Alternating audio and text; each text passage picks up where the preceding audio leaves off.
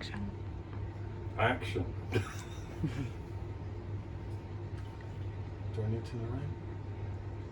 Yeah, okay, right, so this is your Sterivex filter, and you've got a cap on this end and then shorter end here.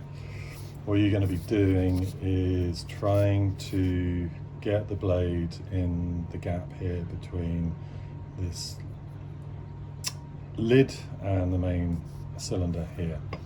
So this is your pipe cutter, which is rather a brutal device. Obviously you don't put any appendages in there, and it's a ratchet mechanism, so it closes through a ratchet process, and then just opens up like that.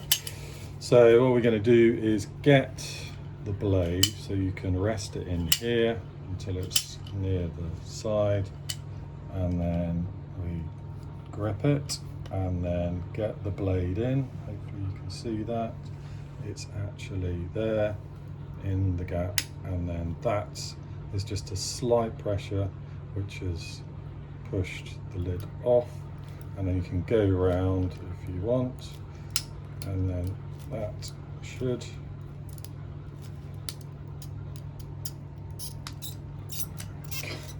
says. There we go. Voila! One filter removed, and then we can then take that filter out. So ordinarily you want to do this in a fume hood if you can, so there's not any contamination. Your good stuff is around the outside, so all your material will be attached to the outside of the filter. What we have, if I recall, so you see you've got these seams here, which is where it's almost glued on.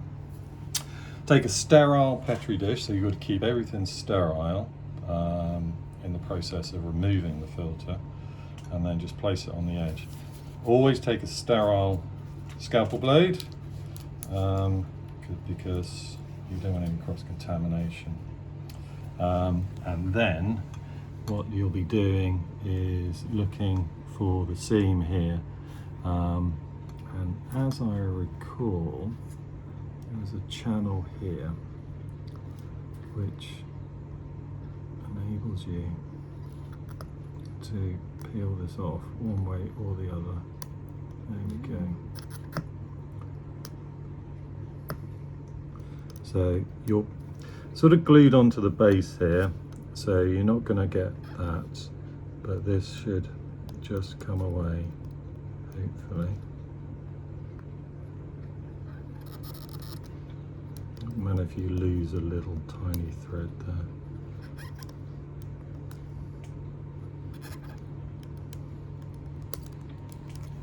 Okay.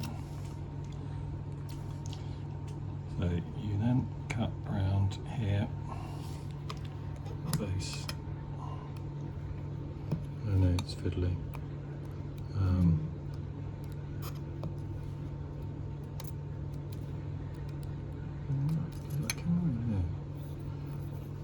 This might be a newer model.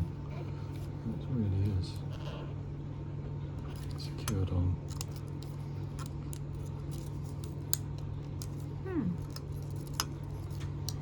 Okay. And then you just cut.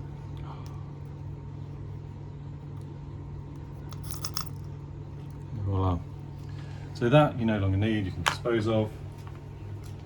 And then this is your filter with the good stuff on the outside.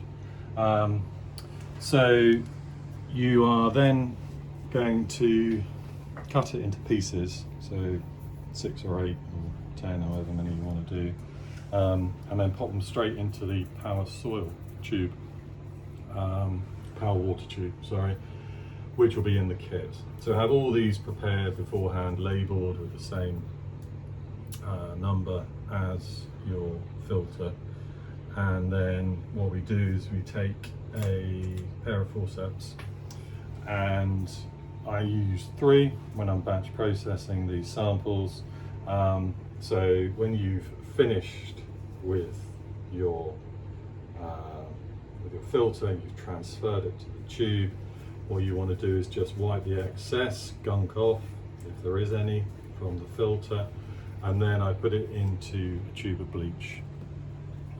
So 10% bleach, and you can give it a swirl, or you can leave it in there while you then go through and use another one. But then you, after you've done with the bleach, try and shake off as much as you can. Rinse in sterile water. Okay, so you get rid of all the bleach, and then just tap that off, and then pop that remaining tube of ethanol, 70%, it's fine. And that'll just take any remainder off. Give it a flick and then pop it on your tray. And by the time you come round to that third forcep, the ethanol should have evaporated. Use a Petri dish, because that then is also sterile to keep your forceps in. So you'll need a forcep to just manipulate your filter, okay? And then you can just hold it and fold it over. It's probably easier. So ordinarily this would be damp and it's easier to manipulate, but then you can just... Is this now, sorry to interrupt, John, No, is this go now for the it. sticky side out? The So sticky side out, yeah. So, So what the I should have DNA said, out, yeah. So good point. Yeah. My mistake. So what you want to do really is, in order to keep the gunk in, I was going to say this, is you fold it with the gunky side in, like that, and then slice it. Yeah. Thank you, my So you don't have assistant. So you don't have so much of the DNA maybe, or whatever, the filtrate rubbing off Yeah, onto the Petri you don't dish. want it running off and coming on here, and you can then slice happily, knowing that everything is contained.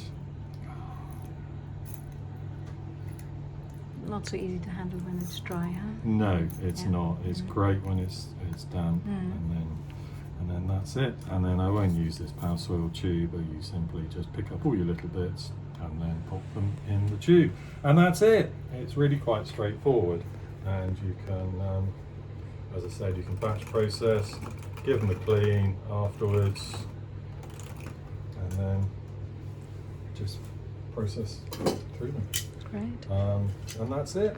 And that's a good idea to do this, so you don't put the contaminated forceps on the clean Petri dish, so immediately in the bleach and then the ethanol, right? Absolutely, yeah. And John, could you say what the percentage of the bleach is? Bleach is 10%. Okay, great. Yeah, so I use tablets, so we can add that later on. So just a tablet in a 500 mils. And then give that a shake and then pop that in there, and that's perfectly adequate. It's great because then ethanol doesn't kill the DNA, but bleach will break it up, so that's the best thing. Bleach, then water, then ethanol, just to clean through the whole process. And that's it. Signing off.